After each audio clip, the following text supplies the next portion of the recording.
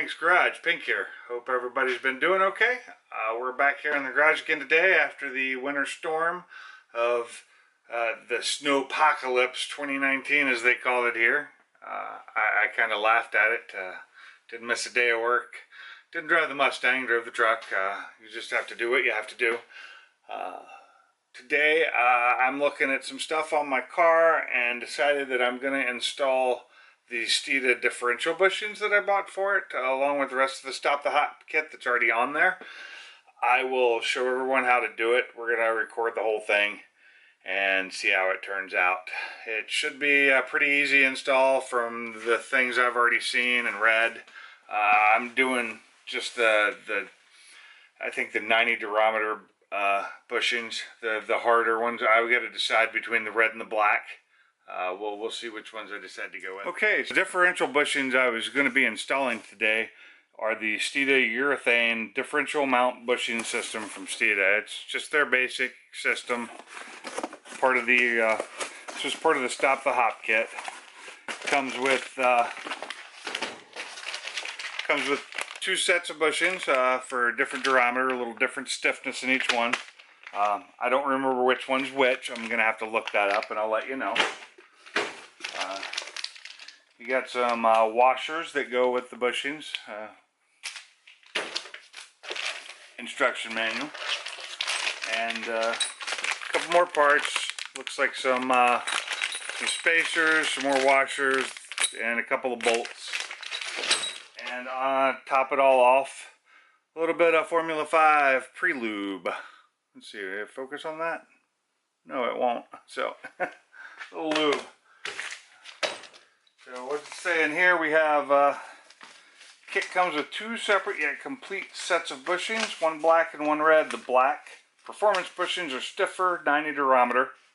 The red bushings are slightly less stiff at 80 durometer. And I will probably be putting the 90s in because I really want it to tighten up, but not quite as much as the aluminum bushings do. They're a little bit harsh for me. So we're going to get on with this. We're going to have to lift the car up, get up under there, and start taking her apart. It should be fun. Come on. One eternity later. Now, one of the problems I didn't think about was the fact that I have the Steeda subframe braces on this car. They're in the way, so I have to remove them. So that's going to cause a little extra work. So I'm going to get at that right now, and then I'll get back to this video once I get those out of the way. A few moments later.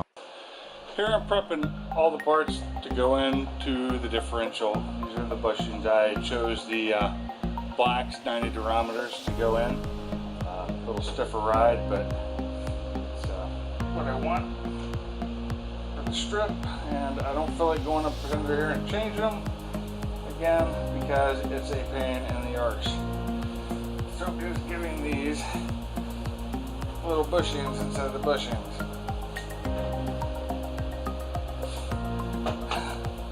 Not being easy, but nothing is on this.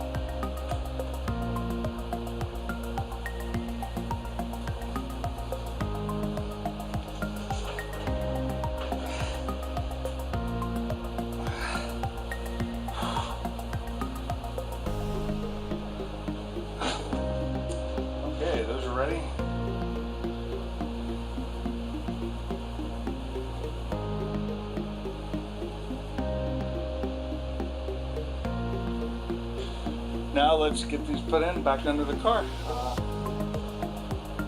Hopefully this all works out as planned and we don't have any mishaps. It's gonna be fine.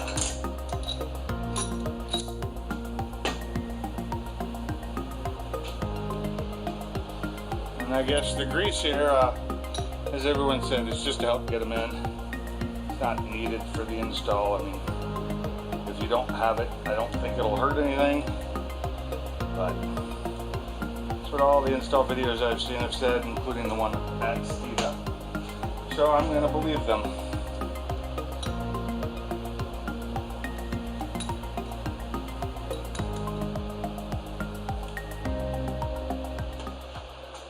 Okay, time to go back into the car.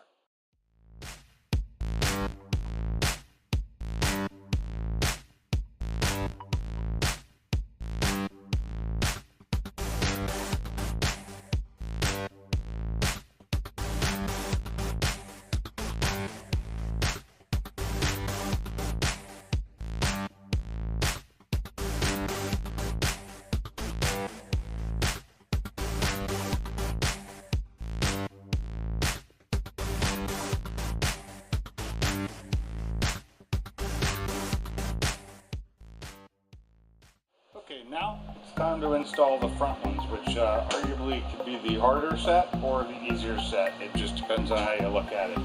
On this side, we've got a bolt that goes in the front, and then the bushing that'll go in the rear, because we're going to pull out one bolt and replace it with the two bolts. So let's see how this works. I'm going to get under there and going to lower the front subframe, and then I will support it with the jack, pull the bolts out, put these in with a little blue Loctite, and then I'll lower it down to install these on the front side, and that'll be that.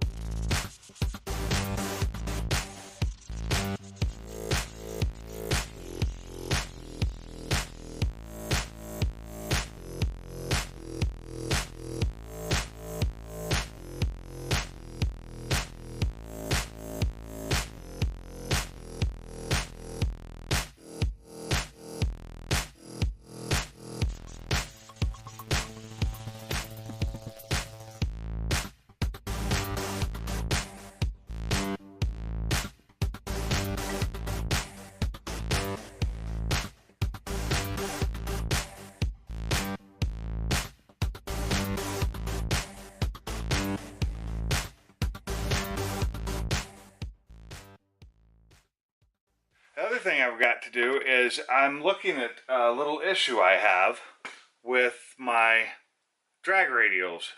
When I put those on, when the car squats a little bit, it tends to rub just right on the inside because they have such large back spacing.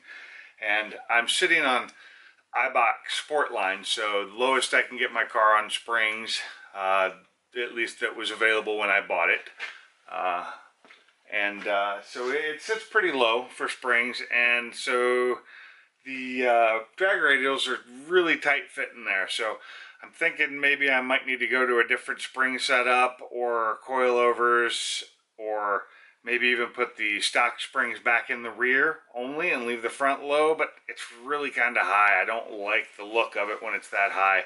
So any suggestions for which springs to get or what to do? I'm open. Leave those comments down below in the comments section. and we'll see what happens. Thanks for joining me here at Pink's Garage. Hope you all enjoyed the video. If you did, give it a thumbs up. If not, give it a thumbs down. Make sure to comment. Tell me what you liked or didn't like in the videos. Like, subscribe, hit that notification button, and share it with your friends. Let's grow this channel to be something big. That's all for now. Keep those motors running.